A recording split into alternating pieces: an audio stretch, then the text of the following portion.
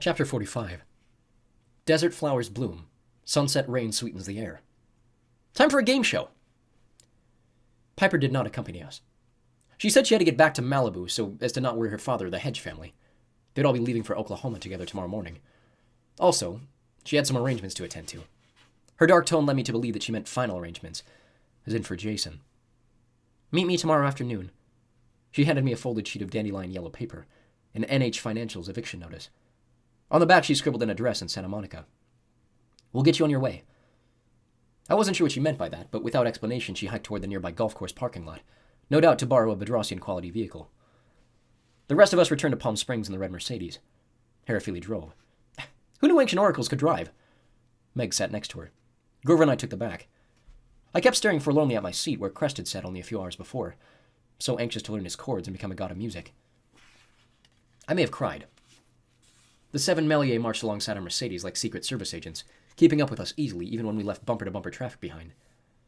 Despite our victory, we were a somber crew. No one offered any scintillating conversation. At one point, Harafili tried to break the ice. I spy with my little eye. We responded in unison. No! After that, we rode in silence. The temperature outside cooled at least 15 degrees. A marine layer had rolled in over the Los Angeles basin like a giant wet duster, soaking up all the dry heat and smoke. When we reached San Bernardino, dark clouds swept the hilltops, dropping curtains of rain onto the parched, fire-blackened hills. When we came over the pass and saw Palm Springs stretched out below us, Grover cried with happiness. The desert was carpeted in wildflowers, marigolds and poppies, dandelions and primroses, all glistening from the rainfall that had just moved through, leaving the air cool and sweet. Dozens of dryads waited for us on the hilltop outside the cistern. Aloe vera fussed over our wounds. Prickly Pear scowled and asked how we could possibly have ruined our clothes yet again.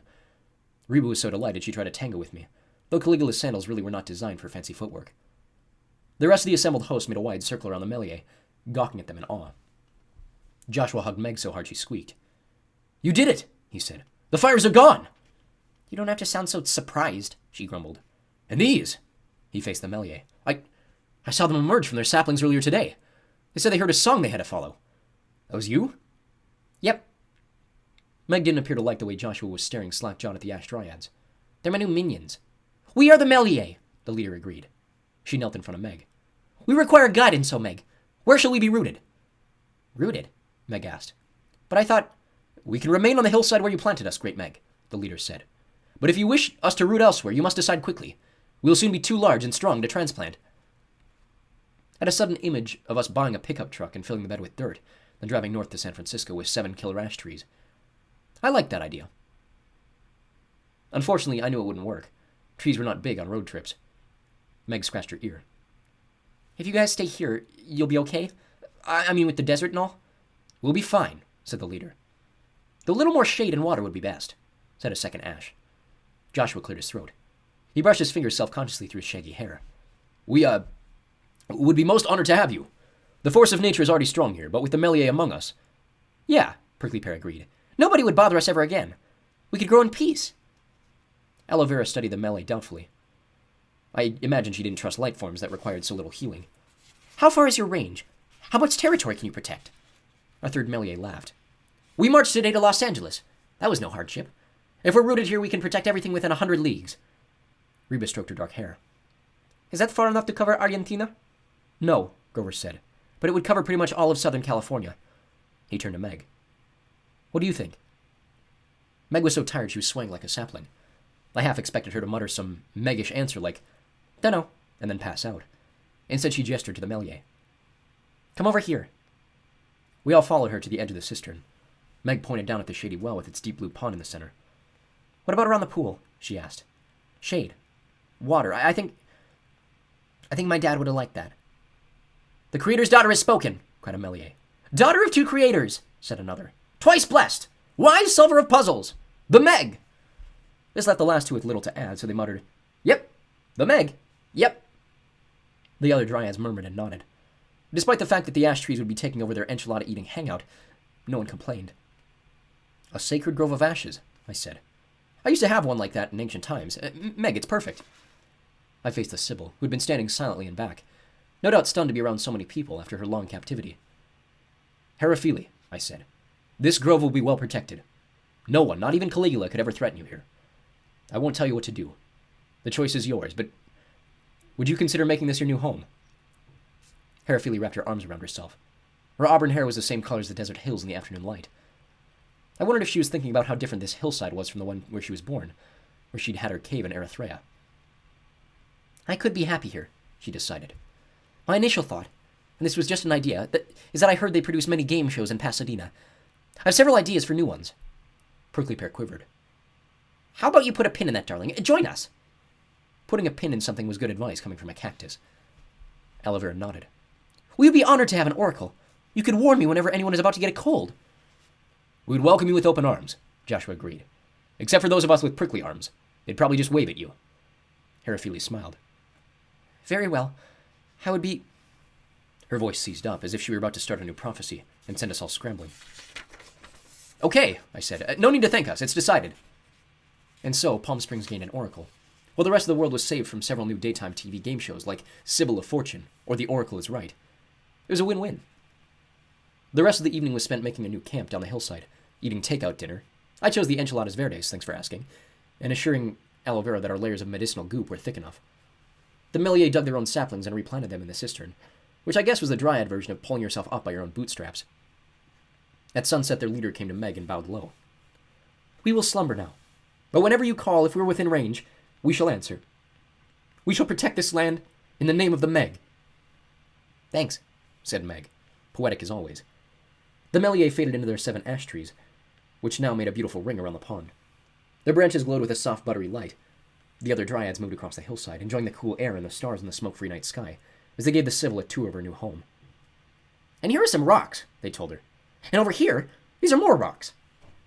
Grover sat down next to Meg and me with a contented sigh. The satyr had changed his clothes. A green cap, a fresh tie-dyed shirt, clean jeans, and a new pair of hoof-appropriate New Balance shoes. A backpack was slung on his shoulder.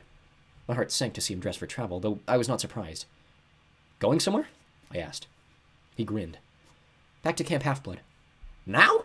Meg demanded. He spread his hands. I've been here for years.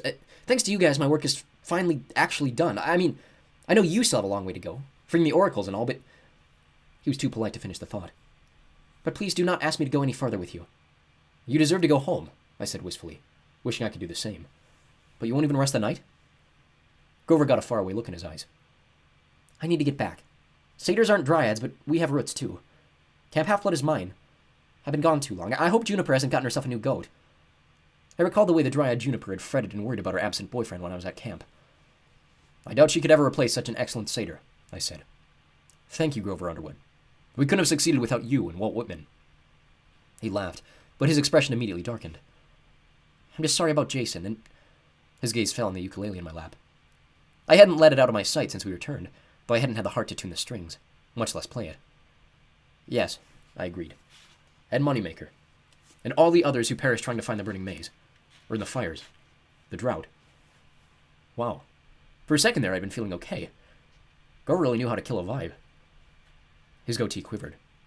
I'm sure you guys will make it to Camp Jupiter, he said. I've never been there or met Reyna, but I hear she's good people. My buddy Tyson the Cyclops is there too. Tell him I said hi. I thought about what awaited us in the north. Aside from what we'd gleaned aboard Caligula's yacht, that his attack during the new moon had not gone well, we didn't know what was going on at Camp Jupiter, or whether Leo Valdez was still there or flying back to Indianapolis. All we knew was that Caligula, now without his stallion and his sorceress, was sailing to the Bay Area to deal with Camp Jupiter personally. We had to get there first. We'll be fine, I said, trying to convince myself. We've wrested 3 oracles from the Triumvirate. Now, aside from Delphi itself, only one source of the prophecy remains.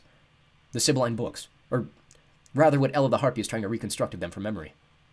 Grover frowned. Yeah, Ella. Tyson's girlfriend. He sounded confused, as if it made no sense that a Cyclops would have a Harpy girlfriend, much less one with a photographic memory who had somehow become our only link to the books of prophecy that had burned up centuries before. Very little of our situation made sense. But I was a former Olympian. I was used to incoherency. Thanks, Grover. Meg gave the satyr a hug and kissed him on the cheek, which was certainly more gratitude than she'd ever shown me. You bet, Grover said. Thank you, Meg. You... He gulped. You've been a great friend. I like talking plants with you. I was also there, I said. Grover smiled sheepishly.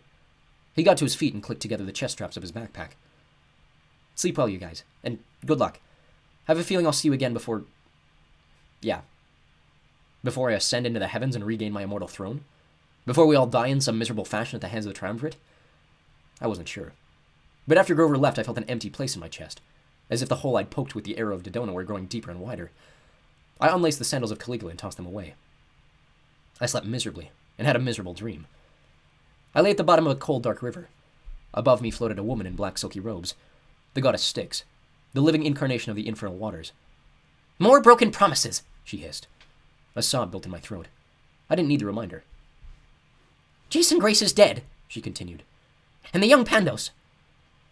Crest, I wanted to scream. He had a name. "Do you begin to feel the folly of your rash vow upon my waters?" asked Styx. "There will be more deaths. My wrath will spare no one close to you until amends are made. Enjoy your time as a mortal, Apollo." Water began filling my lungs, as if my body had just now remembered it needed oxygen. I woke up gasping. Dawn was breaking over the desert. I was hugging my ukulele so tight it had left gouge marks on my forearms and bruised my chest. Meg's sleeping bag was empty, but before I could look for her, she scrambled down the hill toward me.